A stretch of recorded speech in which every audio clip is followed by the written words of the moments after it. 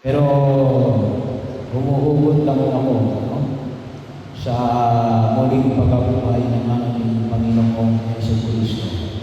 At bahagi ng ating mga pagninilay tulad ng pinanamin ko noong nakaraang linggo na dito natin pagbabasihan Lumen Christi, liwanag ni Kristo. Deo Gracia, salamat sa Diyos.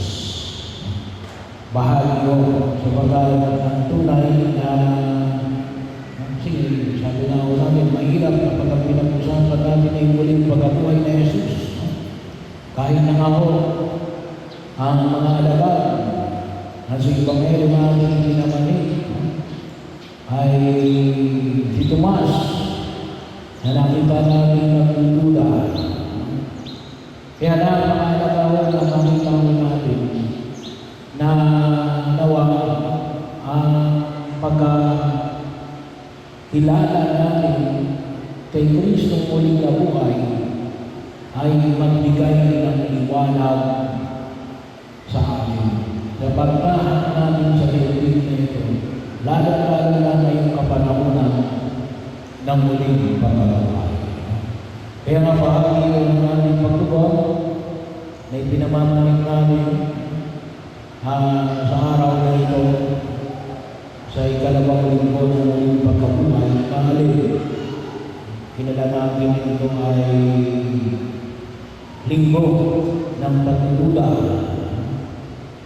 Linggo ni Tomas na nagdududa. Pero mula ko noong taong 2000 sa panguna po ni Pope John Paul II ay inilaga ng simbahan na ang linggo, ang ikalawang linggo ng muling pagkabuhay ay ang linggo din ng awa ng Diyos. Kaya nga, kapiesta ngayon naman, Divine Mercy, dakilang habag ng Diyos.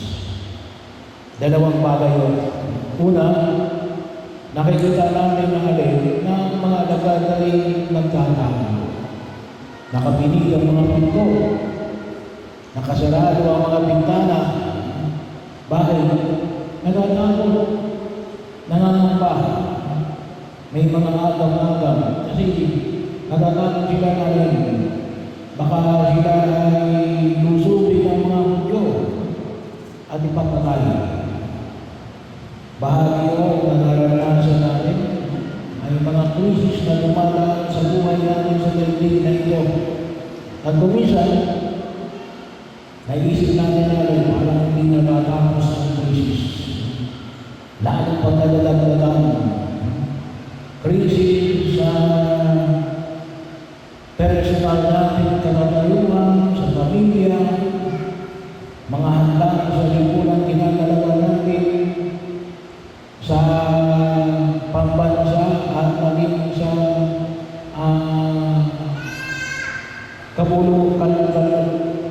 sa kabuluhan ng daigdig.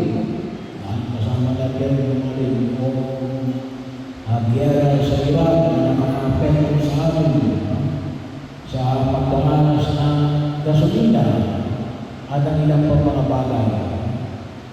Yan ay mga krisis. Ang tawag mo rin po namin yan kung sinabi, mga stress sa buhay.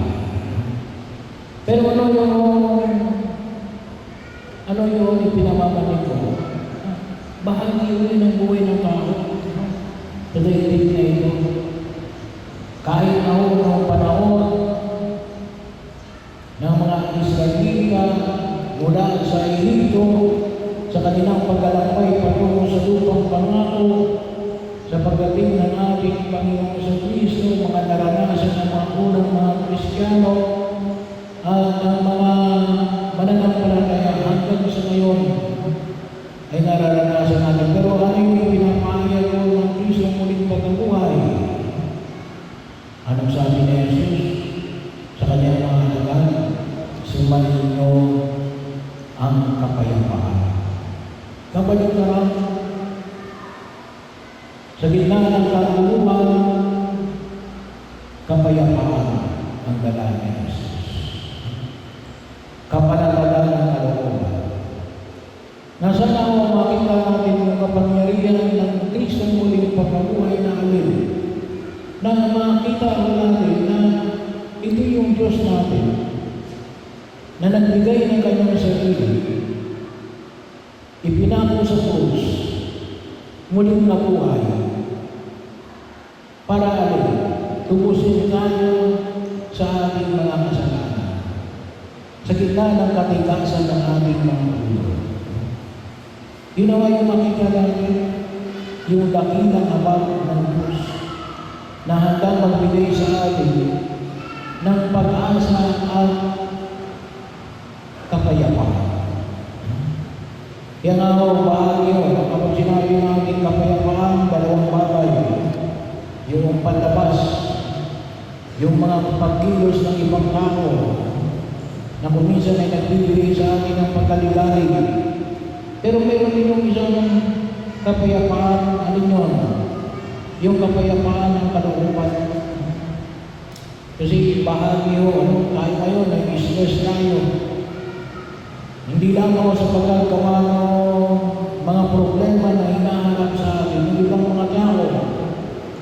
Pero sabi ako minsan, ay gawain natin. Naalala ko yung isang senaryo na kinuwento ng isang doktor, kung saan yung doktor, kasi may lumapit sa kanya, umaangal. Father, bakit, doktor, bakit ako ay nagkakaroon ng depresyon? Ako ay hindi na kumakain ng mga malalabag. Hindi ako tumitigil tayo na ng langis. Bakit? Ano magkuli ng tabak, ba't ako nagkakaroon ng high blood? Sabi ng doktor well, palagi kang nag-iisip.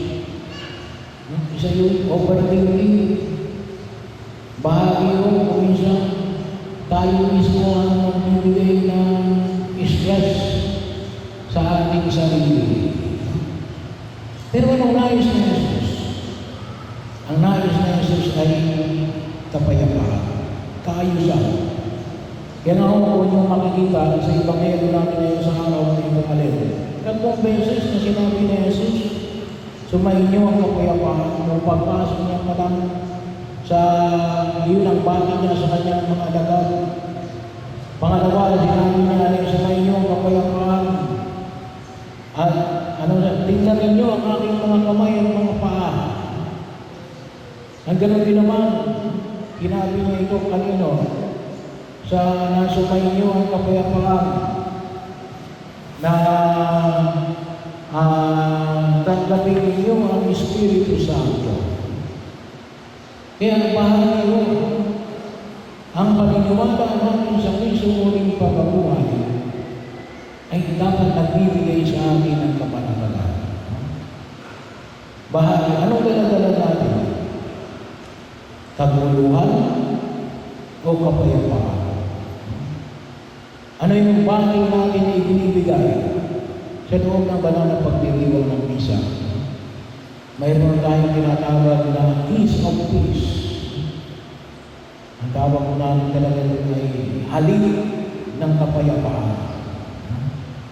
Kapag kung sinabi ng parang magbigayan kayo ng kapayapaan sa bawat isa. Bago katakon, ano yung ibinibigay natin? Kaguluhan o kapayapaan? Kung tunay na si Kristo yung nabuhay, dapat nagdulot sa atin ito ng kapayapaan at tayo'y ang nagdadala ng kapanatagan sa iba. Pangalawa, bahagi rin na kung saan makita ko natin na isa rin magdudulot sa atin ng kapayapaan ay alin. Yung maalis natin yung pagduluda. Ito po kung hindi po ito lamang linggo ng pagduluda. Pero mas susunod tawagin ito natin, linggo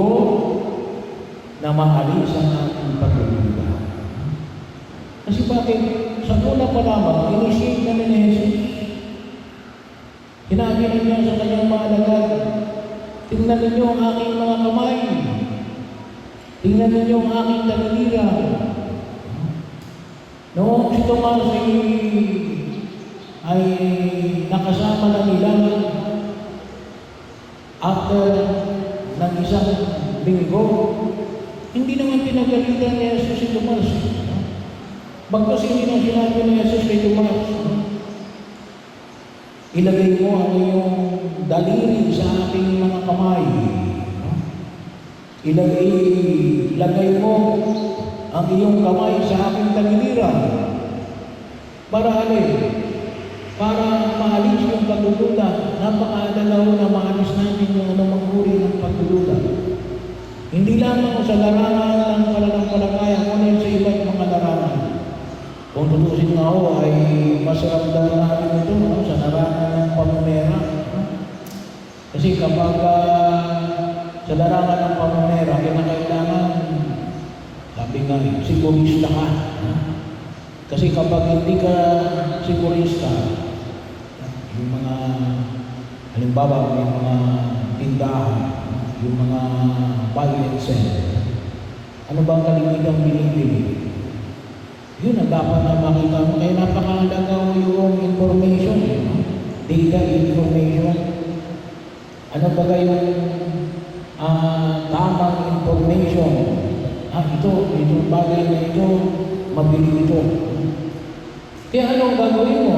Bibili ka ng palaging binibili. Kapag mali ang information mo, mali ang data mo, kapag ang binili mo yung mga hindi binibili, anong mangyayari doon sa puhunan mo? Matutulog. At anong mangyayari doon sa merchandise mo? Mabubulog. Ay nilalala sa pananampalataya.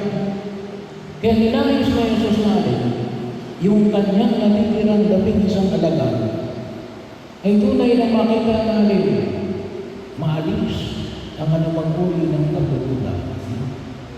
Sa filosofiya, mayroong principle. When you are down, do not act. Siguro mas magandang sabihin na, do not base your actions on doubt. Kung yun ay duda pa, hindi ka pa sigurado, huwag kang kikilos. Duda lang yan eh. Hindi ka sigurado yan. Kasi bakit? May devastating effect yan. Financially, morally,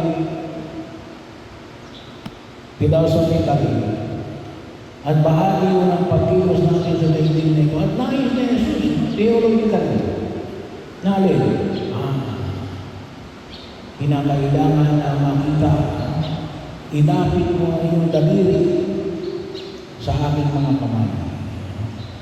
Para malaman mo na hindi ito panaginip, hindi ito hologram, hindi ito pangitain, hindi rin ito video, hindi rin ito virtual reality.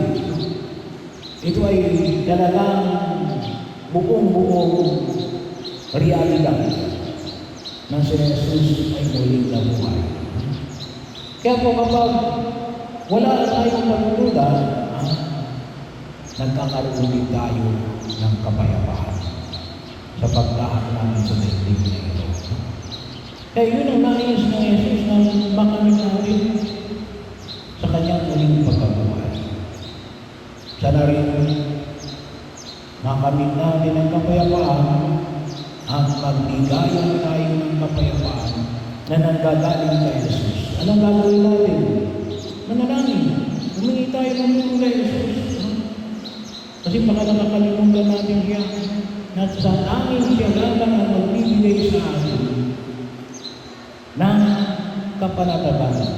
At tinuturuan tayo na makita natin yung tunay na kapanatagan na ito sa pamamagitan ng pamamaraan na itinaman ninyo sa atin sa Ebanghelyo ngayong araw na ito.